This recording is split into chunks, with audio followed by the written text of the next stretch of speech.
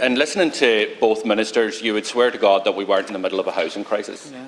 You would swear to God that we didn't have rents at record levels, house prices at record levels, a whole generation locked out of any prospect of home ownership the longer you stay in government. Or you'd swear to God, listen to Darragh O'Brien there, that there wasn't 11,754 people in emergency accommodation. Under your watch, 3,400 children in emergency accommodation here tonight. And this government has made a conscious decision to increase that number over the next number of days. We know that there's 3,000 eviction notices that will take effect from 10 days' time. 10 days, folks. And there's a decision to be made tonight and tomorrow when the vote is cast whether you are going to give support to those individuals or whether you're consciously going to ensure that they become homeless. In the middle of a housing crisis that we've never seen before in modern history of this state, in the middle of a cost of living crisis.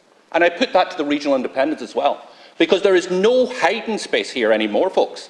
Every single one of us has our eyes wide open, because every single one of us, I know on this side of the House anyway, and I'm sure it's the same with yourself, has the countless letters and emails and visits to our constituency office with a simple question: where am I to go? Where am I to go? And that is the question that you cannot answer, because we know that for the vast majority of these people, there is nowhere to go. There is no rental accommodation in many of these communities that they can just move into, or if there is, it is sky-high rents. In terms of emergency accommodation, 17 local authorities have no additional emergency accommodation. Others are at breaking point. Yet in the middle of this crisis, knowing these facts, you are going to decide to increase the number of families and children into homelessness. Now, my colleague Mark Ward, who experienced homelessness, talks about the realities of that, talked about the shame of it. And you should be absolutely ashamed, every single one of you who vote to increase homelessness, who do that to mothers and fathers and children, knowing fine well that the impact and long-term impact that will have on them, their mental health and the development of the child. And this is no longer a city problem. In my own constituency, something I never thought I would see.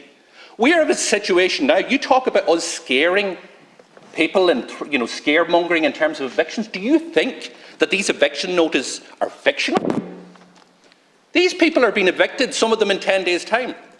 A family I have in my own constituency, herself and her two youngest children have gone back into the box room of their parents. There's no room for the other children. The teenagers are couch surfing. That's what's happening in the real world. You need to wise up, you need to do the right thing, and everybody needs to vote to extend this ban.